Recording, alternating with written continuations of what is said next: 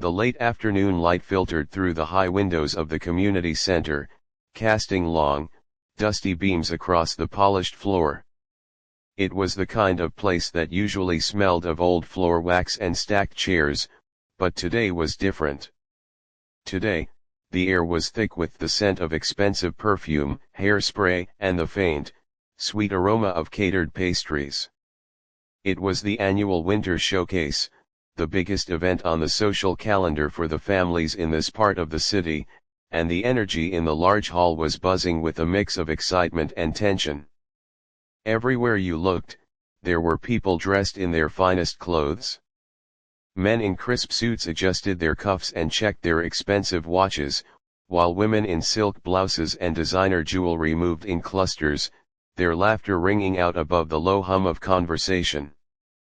They were a tight-knit group, a circle of wealth and influence that was hard to break into. They greeted each other with warm hugs and air kisses, discussing business deals, recent vacations, and, most importantly, the performance that was about to begin. They were proud parents, grandparents, and supporters, and the hall was their stage just as much as the one at the front of the room. In the midst of this swirling crowd of confidence and glamour, a woman walked slowly toward the back of the hall. Her name was Ilora. She did not wear a suit made of fine Italian wool or a silk blouse that shimmered under the lights. Instead, she wore a simple, faded cardigan that hung loosely on her thin frame. Underneath was a plain dress that had been washed so many times the color was no longer distinct. Her shoes were sensible, flat, and well-worn, the leather cracked slightly at the toes. She carried nothing but a worn, leather case that looked heavy and important to her, though to everyone else, it just looked old. Ilora moved through the room like a small boat trying to navigate a busy harbor without making a wake. She kept her head down slightly, her eyes focused on the floor just a few steps ahead of her. She wasn't trying to avoid anyone, but she knew she wasn't really part of this world. She had come here for the music, not the socializing. She had played the piano for more years than most of these parents had been alive, but she had never played for fame or money. She played for the feeling it gave her, a feeling that was worth more to her than all the silk and gold in the room. As she moved along the edge of the crowd, eyes slid past her. It wasn't that people were being mean on purpose, it was just that she didn't register on their radar. She was like a ghost in a room full of living color. A tall man in a sharp tuxedo was talking loudly to a group of friends about a stock market victory, gesturing wildly with a champagne glass. As Ilora tried to pass by, he took a step back without looking, nearly bumping into her. He didn't apologize. He didn't even seem to notice she was there, he just kept talking, his voice booming over her head. Ilora sidestepped gracefully, holding her case tighter to her chest, and continued on her way. Further along, a group of women stood in a circle, admiring the large diamond necklace one of them was wearing. They were cooing over it, touching the stones gently, their faces lit up by the sparkle. Ilora paused for a fraction of a second to admire it herself, not because she coveted the jewelry, but because she appreciated beauty in all forms. For a brief moment, her eyes met the eyes of the woman wearing the necklace. The woman looked at Ilora, taking in the modest cardigan and the worn case. There was a flicker of something in her eyes, not quite kindness, but not quite cruelty either.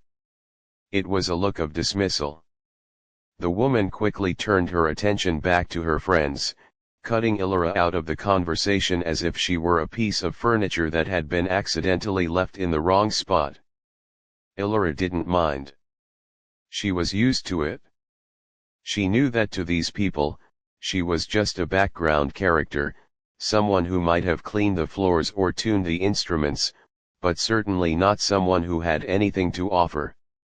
She found a quiet spot near the back wall, where the shadows were a little deeper. She leaned against the cool plaster, feeling the vibration of the room against her back.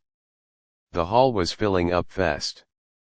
Every plastic chair was filled, and people were standing along the walls. The atmosphere was getting warmer and noisier. A young woman brushed past Illyra, busy adjusting the collar of her son's shirt. The boy, who looked no older than 10, was frowning and pulling at his tie. "You have to smile, Timothy," the mother hissed, smoothing his hair with a frantic hand. "Everyone is watching. You need to look perfect." The boy rolled his eyes, his expression bored. "I know, Mom. I know. I just want to get it over with." They moved away, merging back into the crowd. Illyra watched them go. She saw the tension in the mother's shoulders and the resignation in the boy's eyes. It seemed to her that for many people here, the music wasn't about the joy of playing, but about the pressure of performing. It was about proving something to the person sitting next to them. It was a competition, and if you weren't winning, you were losing. She shifted her weight, her feet aching in her sensible shoes. She clutched the handle of her leather case. Inside, nestled in velvet, was a collection of sheet music she had written over the years. They were simple melodies, songs she had composed in the quiet hours of the early morning when the world was asleep. She had thought about bringing them out, about sharing them with someone, but the moment never seemed right. Days like today, when the air was so thick with judgment and comparison, made her want to hold onto them even tighter. They were her private treasures. The lights in the hall dimmed slightly, signaling that the show was about to begin. The chatter died down, replaced by a ripple of shushing sounds and the rustle of programs being opened. The hum of conversation turned into a low, expectant silence. The director of the community center, a man named Mr. Sterling who always seemed to be in a hurry, walked onto the stage. He tapped the microphone, causing a sharp squeal of feedback that made everyone in the room wince. "Ladies and gentlemen," Mr. Sterling said, his voice booming through the speakers. "Welcome to our annual winter showcase. Thank you all for coming out to support our talented youth. Tonight, you will see some of the best performances the city has to offer. Please, turn off your cell phones and sit back." There was a round of polite applause. Illyra remained standing in the back, even though there was an empty seat a few rows down. She didn't want to squeeze past people and disturb them, drawing attention to herself. She was happy to be in the shadows. From here, she could see everything. She saw the eager faces of the performers waiting in the wings, the proud parents holding their breaths, and the bored teenagers slumped in their seats. A young girl walked onto the stage, a violin tucked under her chin. She played a difficult classical piece with great precision. Her fingers flew over the strings, her bow moving in a perfect blur. When she finished, the applause was loud and enthusiastic. The girl bowed, her face beaming, looking straight at her parents who were standing and clapping the hardest. Illyra clapped along softly, her hands hidden in the sleeves of her cardigan. The girl was talented, yes, but Illyra could hear the tension in the music. It was perfect, technically, but it was cold. It didn't breathe. One by one, the performers went up. A cellist, a flutist, a small choir. The audience clapped at the right times, ohing and ahhing at the high notes and the fast tempos. But Illyra felt a strange sense of loneliness in the room. There was so much skill, so much money spent on lessons and costumes, but there was very little heart. It felt like a transaction. The parents gave money and time, and the children gave performances in return. It was a business arrangement wrapped in art. Illyra leaned her head back against the wall and closed her eyes for a moment, letting the sounds wash over her. She remembered why she had come. Even though the atmosphere was stiff and unfriendly, she still loved the music itself.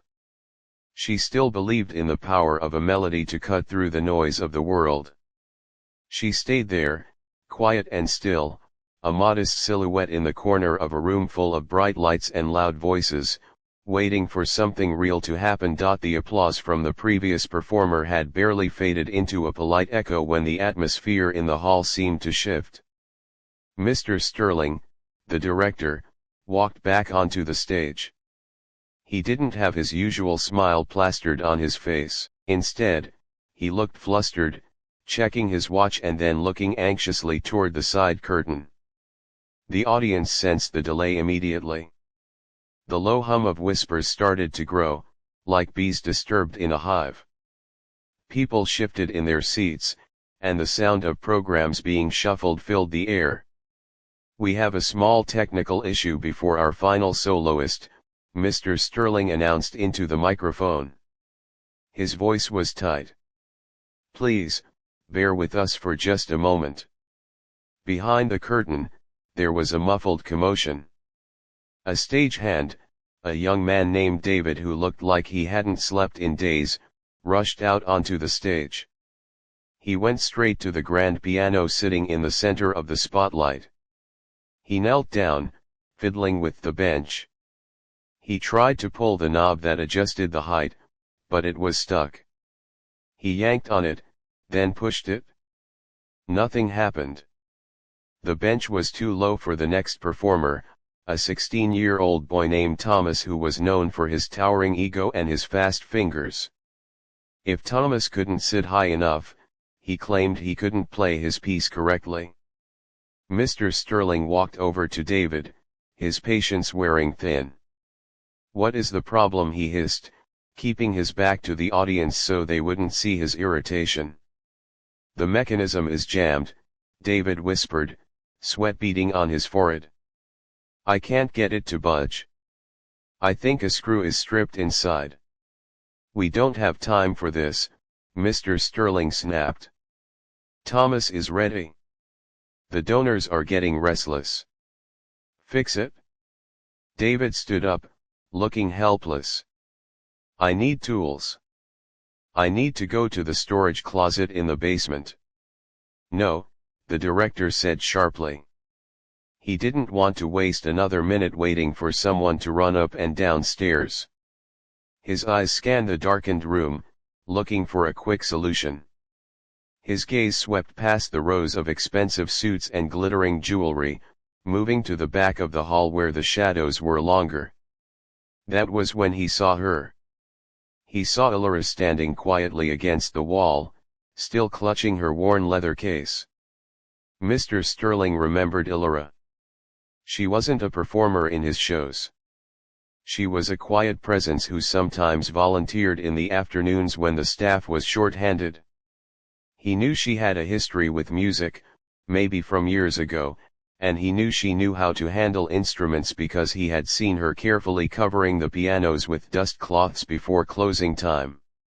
To him, she was just a helper, someone useful but invisible. He didn't think about her feelings or her pride, he just saw a pair of hands that might save him from embarrassment.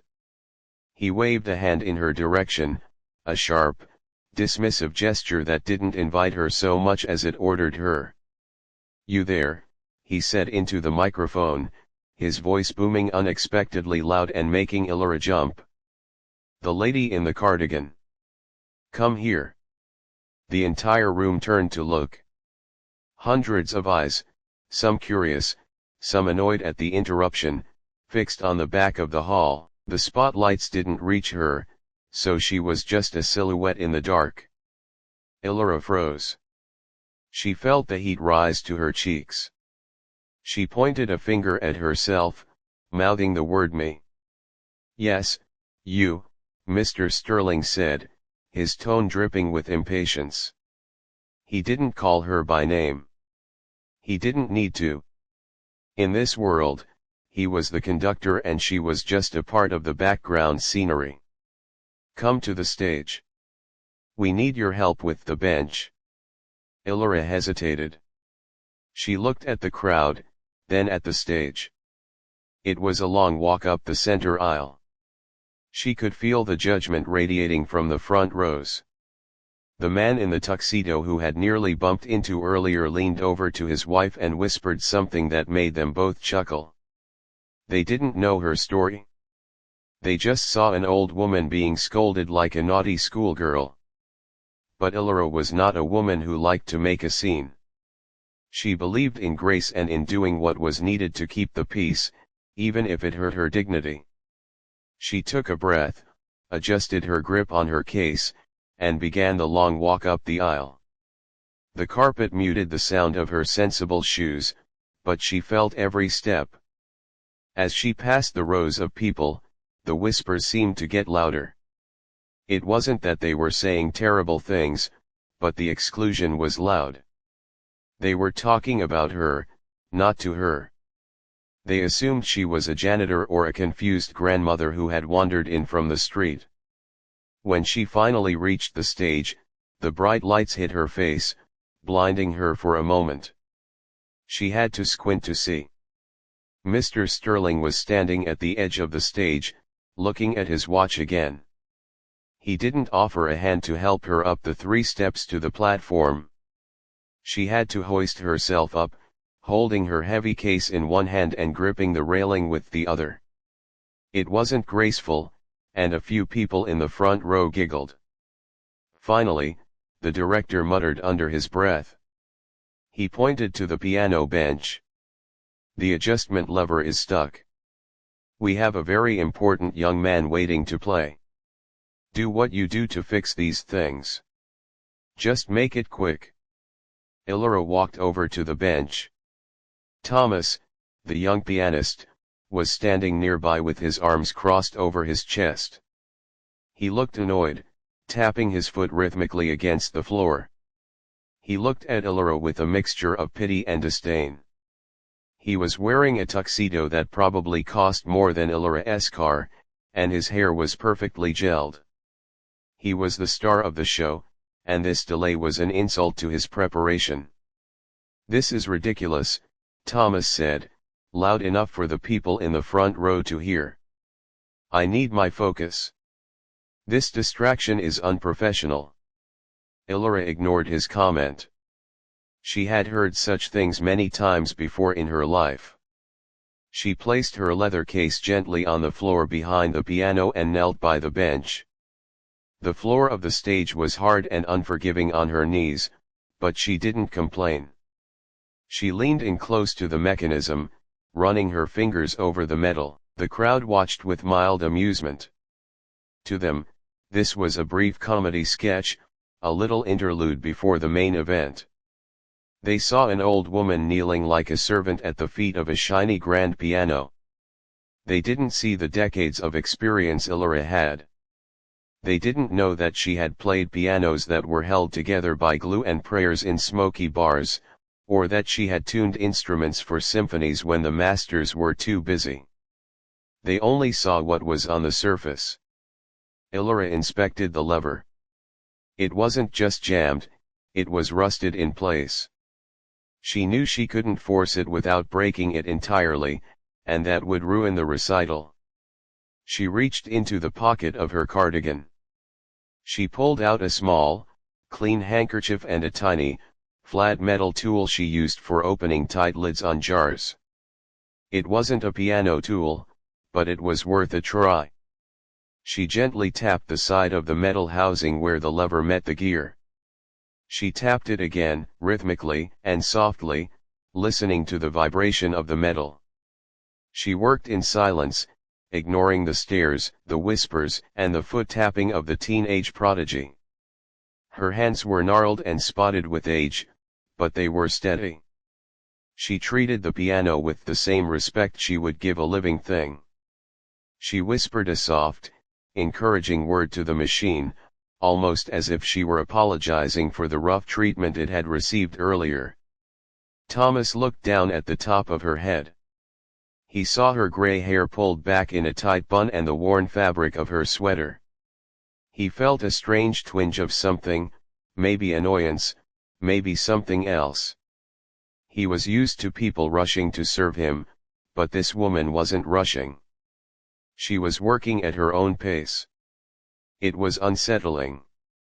"Is it fixed yet?" Thomas demanded, his voice echoing slightly. Ilora didn't look up. "Patience," she said softly. "Machinery responds to pressure, but not the kind you are using. It responds to care." Mr. Sterling walked over, looming over them. "We don't need a lesson, ma'am. We need a bench." Ilora gave the tool one final gentle tap. She took the lever between her thumb and forefinger, turning it with a slow, twisting motion. There was a sharp click, followed by a smooth grinding sound. The mechanism released. She carefully turned it a few more times, raising the bench to the correct height. She tested it with her hand to make sure it was stable. It was solid. She stood up slowly, her knees cracking slightly. She brushed off her dress and picked up her case. "It is done," she said quietly. "About time," Thomas scoffed, stepping forward to claim his seat. He sat down, adjusted his jacket, and cracked his knuckles loudly.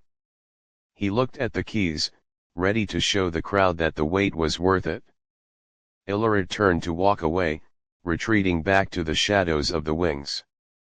The job was done. She had fixed the problem, and the show could go on. That was all that mattered to her. But as she turned, the director stopped her with a thoughtless word. He saw an opportunity for one last bit of entertainment before the serious music began.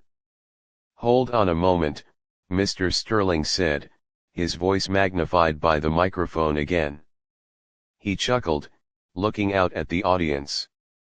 "Since you are already up there, and since we can't be too careful about the condition of the instrument, why don't you play a note, just a simple scale, to make sure the keys aren't sticking from the cold?"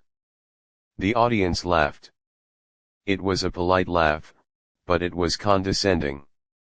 They thought it was funny that this modest woman was being asked to test the piano like a mechanic kicking the tires of a car. They expected her to fumble, to press a key with a shaky finger, and maybe hit a wrong note, giving them a cheap chuckle before the real music started. Ilora stopped. She looked at Mr. Sterling, her expression unreadable. She looked at Thomas, who was rolling his eyes at the delay. Then she looked out at the sea of faces. For a second, she considered refusing. She considered walking off the stage and going back to her safe spot by the wall. But then she looked at the piano. It was a beautiful instrument, despite the rust on the bench. It was waiting to sing. She realized that this might be the only chance she ever got to touch these keys in this hall. She didn't speak. She simply turned around and walked back to the center of the stage. She placed her case on the floor again. Thomas huffed and slid the bench over to make room for her, thinking she was just going to hit one key and leave. But Ilora didn't just hit a key. She sat down on the edge of the bench, her posture straightening in a way that surprised the people watching closely. She lifted her hands. They hovered over the keys for a heartbeat, trembling slightly, not from fear, but from the surge of energy running through her. The room fell silent, waiting for the clumsy joke. But Ilora didn't play a joke. She took a breath, closed her eyes for a split second to find her center, and let her fingers descend. Her fingers did not strike the keys, they seemed to kiss them. The sound that floated into the air was not the mechanical, isolated ping of a single test note. Instead, a low, resonant hum filled the vast hall, vibrating through the floorboards and up the legs of the chairs. It was the sound of the instrument waking up. Ilora played a chord, rich and complex, letting it hang in the silence until the very last vibration faded into nothingness. It was a sound that demanded to be felt rather than just heard. The audience members froze. The polite smirks vanished from their faces instantly. They had expected a clumsy, plinking noise, something to giggle at before the real talent took over. But this sound was different. It carried a weight to it, a heavy, soulful depth that seemed to swallow the emptiness of the room. The man in the tuxedo stopped checking his watch.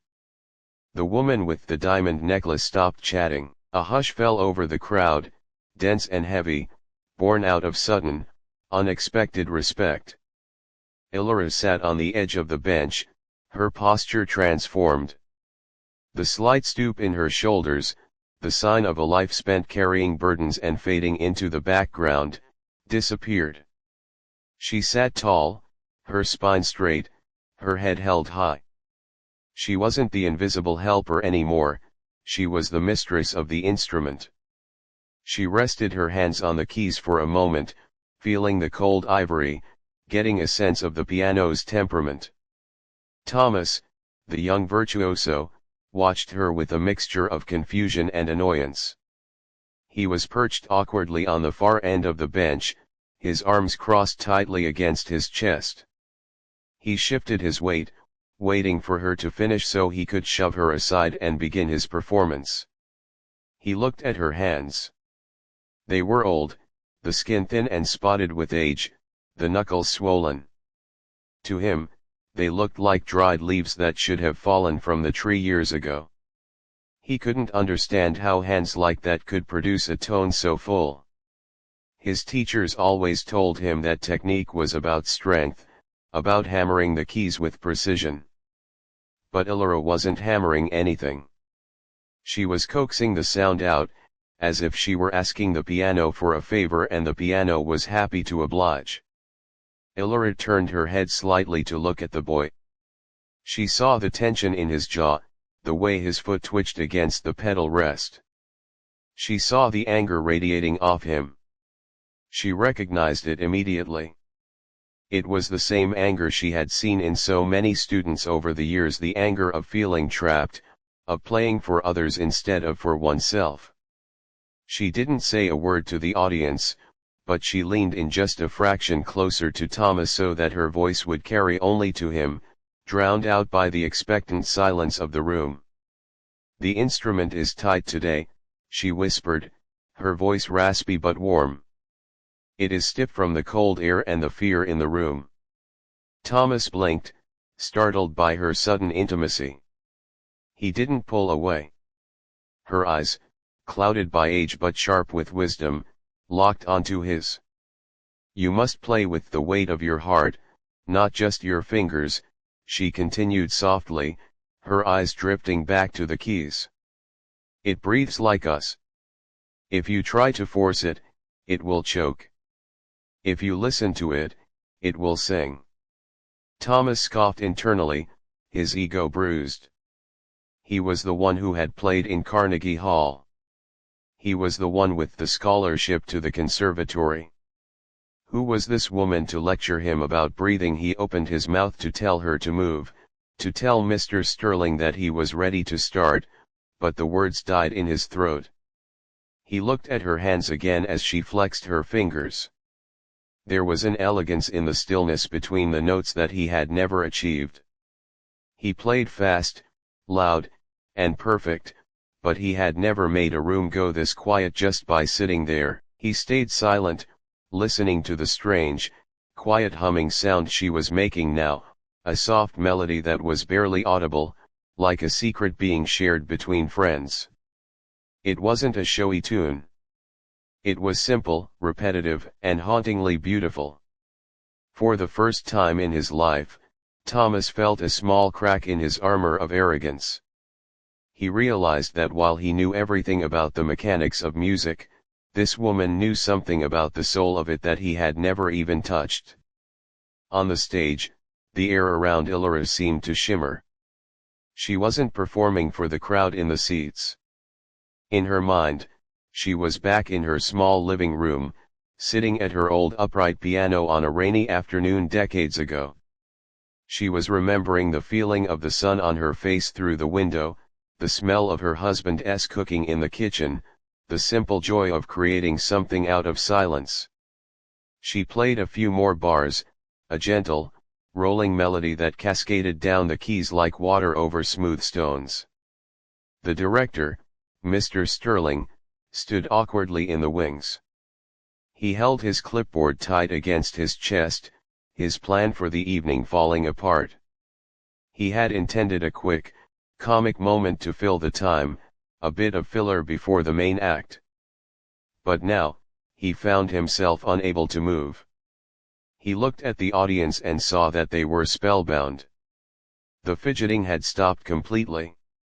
The coughing, the whispering, the rustling of sweet wrappers, it had all ceased. The only movement in the room was the slow rise and fall of the audience's collective breathing. He looked at Elora and felt a strange pang of guilt. He realized he had misjudged her. He had treated her like a prop, a tool to be used and discarded, but here she was, commanding the stage with more authority than he had ever mustered. He didn't know who she was anymore. Was she really just a volunteer, or was there a story here he had ignored? The thought made him uncomfortable. He preferred his world to be ordered and labeled, with everyone in their proper place. But Elora was blurring the lines, and it unnerved him. Elora finished the gentle phrase and let her hands hover over the keys once more. She knew she couldn't play a full song. That wasn't what she was asked to do, and she didn't want to overstay her welcome. She had made her point, not to Mr. Sterling, and not to the boy, but to herself. She had touched the instrument, and for a brief moment, the world had been beautiful. She carefully lifted her hands from the keys, the silence rushing back in to fill the space where the sound had been.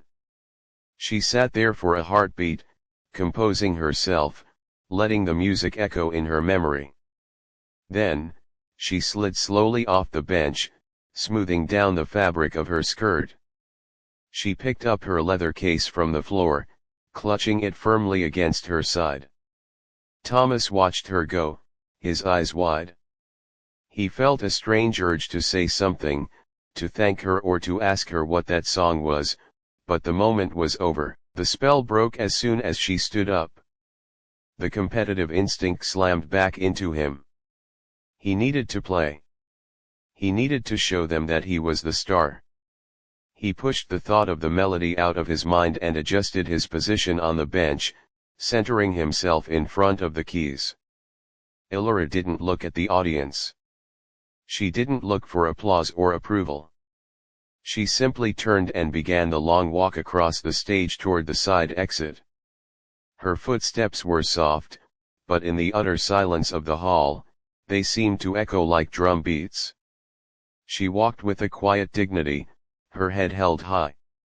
She knew she would go back to being invisible the moment she stepped off the stage.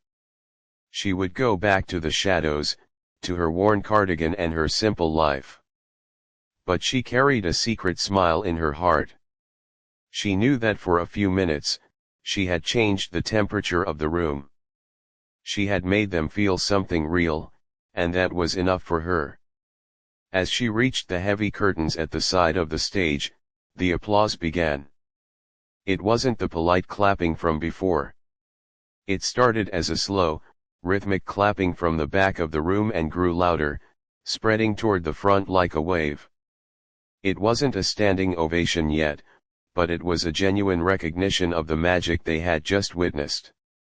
Elora paused for just a split second, her hand touching the rough fabric of the curtain, acknowledging the sound in her heart before stepping through and disappearing into the darkness backstage, leaving the audience hungry for more. The applause rippled through the hall, but it was polite and short.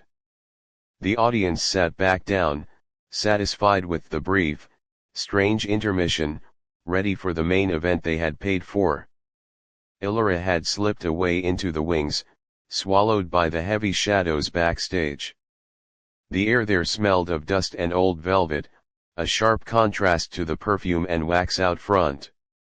She took a deep breath, her heart beating a little faster than usual. She hadn't meant to cause a scene, she had only wanted to treat the instrument with the respect it deserved. Mr. Sterling was waiting just off stage, looking confused. He looked at Elora, then out at the crowd, unsure of how to react. The tension in the room had changed. It wasn't just a waiting room anymore, it was charged with something. But he was a man who lived by schedules, and the schedule said the boy had to play now. He cleared his throat loudly, snapping the spell that Elora had cast. He stepped back to the microphone, his voice booming and jarring after the delicate silence that had just filled the space. "Ladies and gentlemen," he announced, forcing a wide, practiced smile. "Thank you for your patience. Now, let us welcome our final soloist, the prodigy who has won awards across the state. Please welcome Thomas."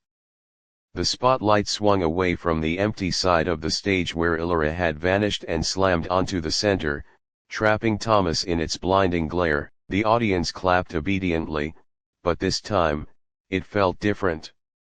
They had just heard a glimpse of raw, honest emotion. Now, they were watching a boy in a tuxedo who looked stiff and uncomfortable. The bar had been raised, not by complexity, but by soul. Thomas sat down on the bench that Elora had just fixed. He adjusted his jacket, lifted his hands high, and paused. He was used to showing off, to letting his fingers fly across the keys with blinding speed. That was what impressed people. That was what got him the trophies. But as he sat there, his fingers hovering over the keys, Elora's whisper echoed in his mind. "It breathes like us." He looked down at the piano. He usually saw the keys as targets, as things to conquer. He hit them hard, forcing the sound out. He played with aggression, thinking that passion was the same thing as volume. But now, the instrument looked different to him. It seemed fragile. He felt the lingering vibration of the chord Elora had played, the sound that was still fading away into the rafters. He realized he was afraid to play. If he hit the keys like he usually did, would he ruin this beautiful mood she had created? The silence in the hall stretched on. It became uncomfortable. People started to shuffle.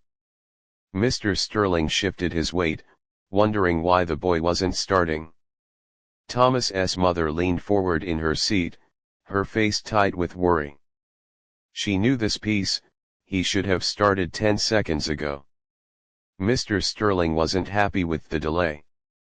He didn't like the way the audience's attention had drifted from the star to the helper. He felt a need to re-establish control, to remind everyone who was important and who was just a background character. He saw Elora still standing near the curtain, lingering for a moment to catch her breath.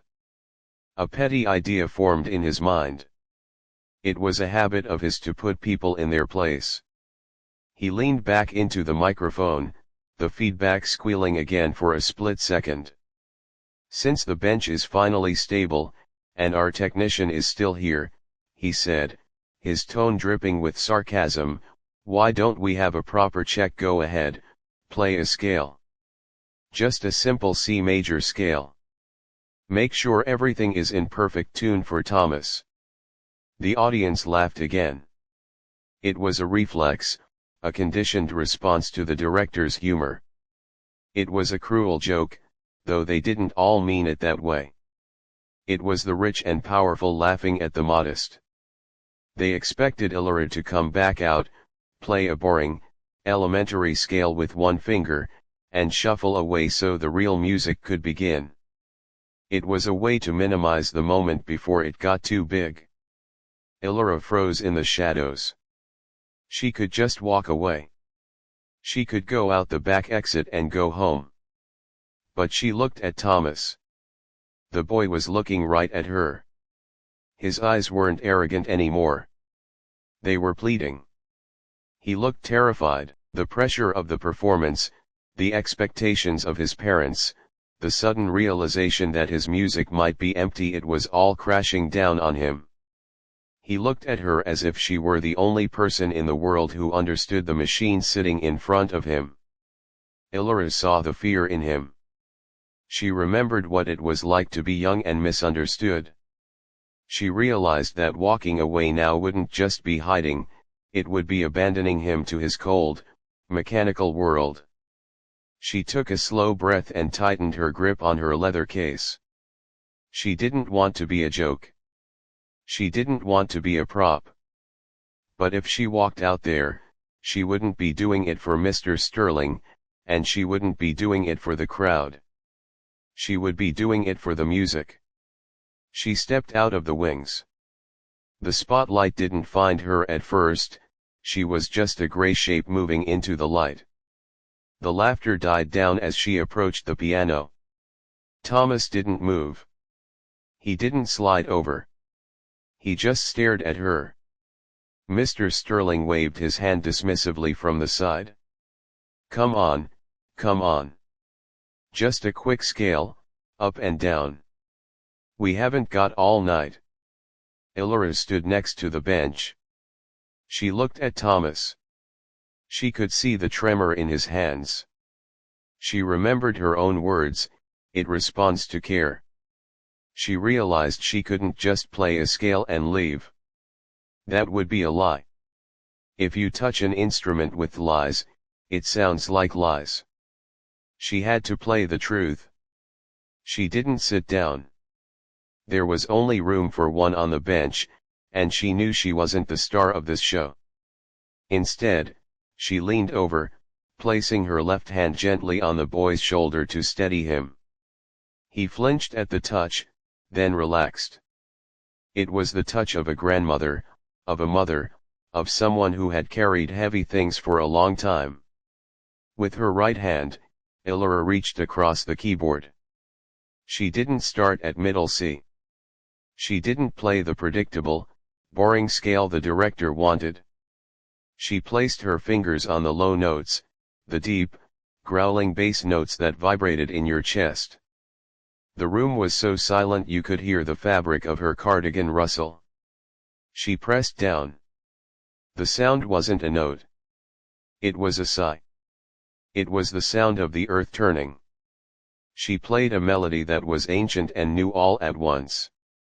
It wasn't fast. It wasn't flashy. It was a simple folk tune, a song that farmers hummed in the fields and mothers hummed to their babies. It was a melody that everyone recognized but couldn't quite name. It felt like home. Mr. Sterling looked confused. He opened his mouth to stop her, to tell her she was doing it wrong, but no sound came out. The music stopped him. It was like a wall of water hitting the stage. Ilora closed her eyes as she played. She poured her life into those keys. She played the loneliness of standing in the back of the room. She played the joy of watching the sun rise. She played the pain of losing loved ones and the peace of acceptance. She played with a strength that belied her frail appearance. Her fingers, gnarled and bent, moved with a fluid grace that seemed impossible. They danced over the ivory, weaving a spell that made the expensive chandeliers above look dull. The audience sat transfixed. The man in the tuxedo stopped looking at his watch. The woman with the diamonds stopped touching her necklace. They weren't laughing anymore. They were listening. Really listening. For the first time all night, they weren't judging the performance. They weren't critiquing the technique. They were feeling. The music cut through their layers of social armor and touched the human being underneath. It reminded them of things they had forgotten: how to cry, how to hope, how to be humble. Thomas sat still, his hands on his lap, tears welling in his eyes. He felt the music vibrating through the bench and into his bones. He understood now. He saw that the piano wasn't a machine for showing off. It was a living thing, and this woman, this modest, ignored woman, was its master. She was giving him a gift, right there in front of everyone. She was showing him what music was supposed to be. Ilora didn't play for long. It was only a minute, maybe two. But she played it with such intensity that time seemed to stop. When she reached the end of the phrase, she let the final note hang in the air, suspended there like a star in the night sky. She didn't cut it off. She let it fade away naturally, until the silence that followed was heavier and more beautiful than any sound that had come before. She lifted her hand from the keys. The silence stretched out, wrapping around the room like a blanket. No one moved. No one breathed. It was as if they were afraid that if they made a sound, the magic would break and they would be sent back to their shallow, busy lives. Ilora looked at Thomas and gave his shoulder a gentle squeeze. Then, she turned and walked away, leaving the boy alone at the piano, but not lonely anymore. Leaving him with a silent promise that the instrument was ready, and that his heart could finally follow. The silence in the hall was absolute. It was a heavy, thick silence that felt like it had weight, pressing down on the shoulders of everyone in the room. The final note that Ilora had played had faded into the air, but the feeling it left behind hung there like a suspended cord waiting to be resolved. Usually, at a recital, there is a pause of perhaps 2 seconds before the polite clapping begins. But this was different. 5 seconds passed. Then 10. No one moved. The air conditioning hummed loudly in the quiet. It was as if the entire audience had collectively forgotten where they were or what they were supposed to do next. They had come to judge, to compare, to see who was better than whom. But Ilora's music had stripped all of that away. There was no competition in what she played. There was only truth. The man in the expensive tuxedo felt a strange tightness in his throat, realizing that for all his success, he had forgotten what it felt like to be moved by something simple. The woman with the diamonds felt a tear slide down her cheek, smudging her carefully applied makeup. She hadn't cried in years, not even when her own dog passed away. Yet, here she was, crying over a folk melody played by a stranger in a worn cardigan. On stage, Thomas sat motionless. His hands were resting in his lap, limp and open. The arrogance that usually defined his posture had completely evaporated. He stared at the keys, but he wasn't seeing them. He was seeing what Ilora had shown him. He was hearing the echo of her soul in his ears. He realized now that he had been treating the piano like a toy to be bossed around, when really, it was a partner that needed to be understood. He felt small, but in a good way. He felt like a student who had just been given the most important lesson of his life, not through words, but through vibration. Then, from the very back of the hall, a sound broke the silence. It wasn't a cough or a whisper. It was the sound of a single person clapping slowly. It was a heavy, deliberate clap. Clap. Clap. Clap. It was an older man who had been sitting quietly in the corner all night, largely ignored by the social elites. He tapped his cane against the floor in rhythm with his claps. Slowly, another person joined in. Then another. It wasn't a wave of noise, it was a swell. The sound grew steadily, rolling from the back of the room toward the front like a slow tide coming in. It wasn't the polite, golf clap applause they gave the other performers. It was a rhythmic, stomping, thunderous appreciation. The man in the tuxedo stood up. He didn't care about his crease or his dignity.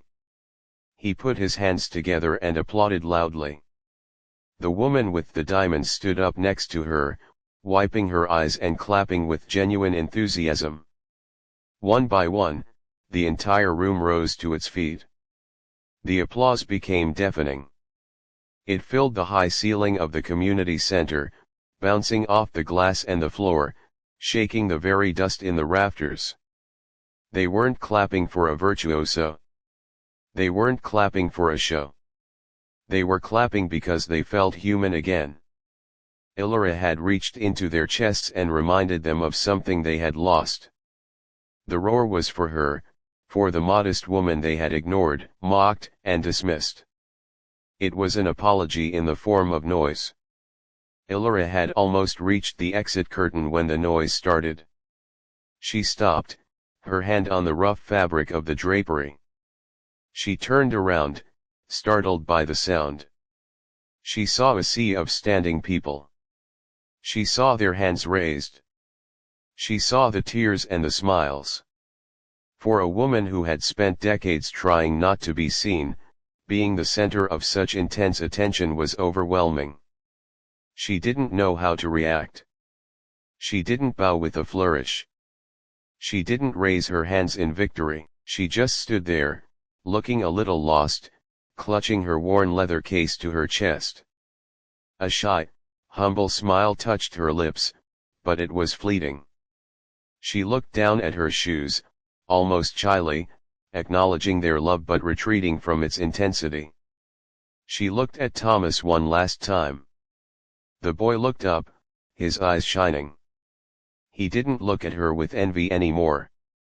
He looked at her with reverence. He understood that she wasn't just a helper or a volunteer. She was a giant. She dipped her head slightly to him, a silent goodbye between two musicians who had shared a moment that changed everything.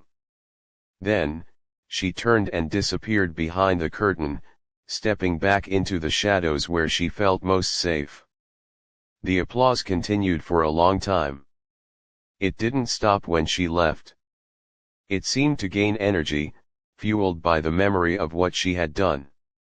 Mr. Sterling stood in the wings, his clipboard hanging loosely at his side. He looked out at the crowd, his face pale. He had planned a smooth, professional evening. He had planned to control the narrative. But he had failed. He watched the audience, realizing that he had almost crushed the most beautiful part of the night because he couldn't see past his own assumptions. He felt a knot of shame in his stomach.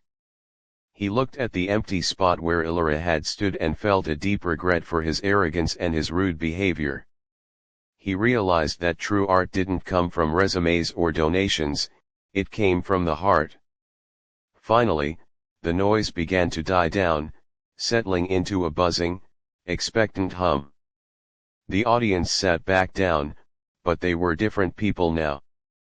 The air in the room had changed. The tension was gone, replaced by a warmth that no amount of money could buy. All eyes turned back to the stage, back to Thomas. They were no longer waiting to be impressed by speed. They were waiting to feel something. Thomas took a deep breath. He lifted his hands again. They were steady. He didn't think about the judges. He didn't think about his mother or the director or the trophies. He thought about the weight of his heart, just as Illyria had said. He didn't attack the keys. He touched them. He began to play. It was the same difficult, complex piece he had practiced 1,000 times. But it sounded completely different. It wasn't a race to the finish line anymore.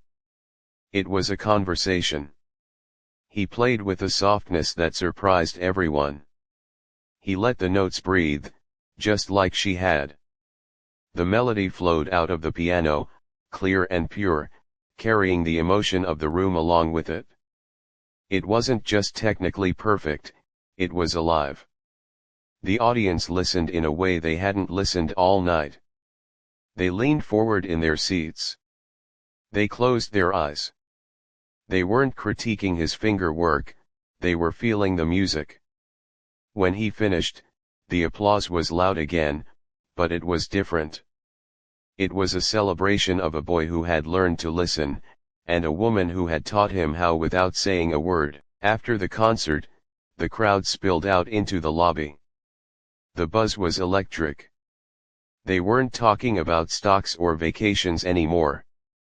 They were talking about the mystery woman in the cardigan. They were asking each other, who was she and did you hear that melody?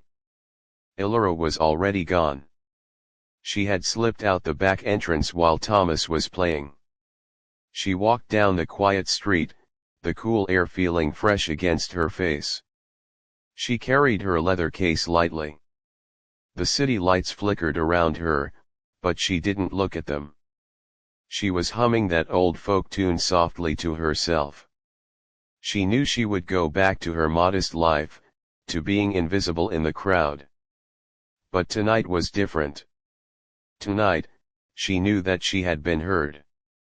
She had walked through the fire of judgment and come out the other side with her dignity intact, leaving a room full of people forever changed by the simple power of a melody that came from the soul. She smiled to herself, a genuine, deep smile, and disappeared into the rhythm of the night.